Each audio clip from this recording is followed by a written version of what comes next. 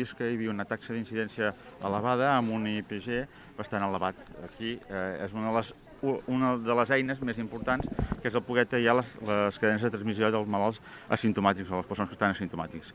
Va dirigida a un col·lectiu molt concret, és un col·lectiu de 15 a 50 anys i d'una zona determinada, que és allà on hi ha més incidència en aquests últims dies.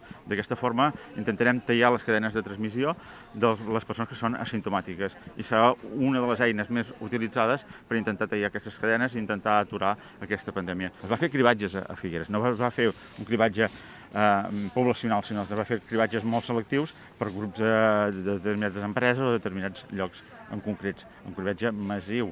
Poblacional l'hem començat a fer aquí, és el primer que fem aquí a la província de Girona, però no és que no s'hagin fet cribatges massius d'altres coses més concretes, d'altres clústers concrets. Per exemple, es va fer a Blanes amb una empresa, es va fer altres puestos que sembla que també se'n va fer, es agafen coses més concretes amb una població molt determinada. Aquí es fa un cribatge més poblacional, perquè s'ha demostrat que aquests cribatges poblacionals ens són útils. Si el ciutadà que es pensi que el problema els resoldran des d'un hospital o des d'un CAP, ens equivoquem molt.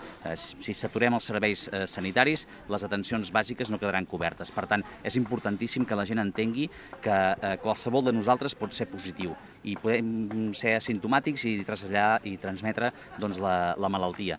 Per tant, insisteixo, faig una crida a la ciutadania que participi, perquè o ho fem entre tots i tots hi participem i tots hi col·laborem o no ens en sortirem. Ha sigut molt important i molt interessant veure com des de l'Ajuntament es treballava tota la captació dels usuaris que són susceptibles dintre d'aquest grup d'edat per poder venir a fer-se la PCR.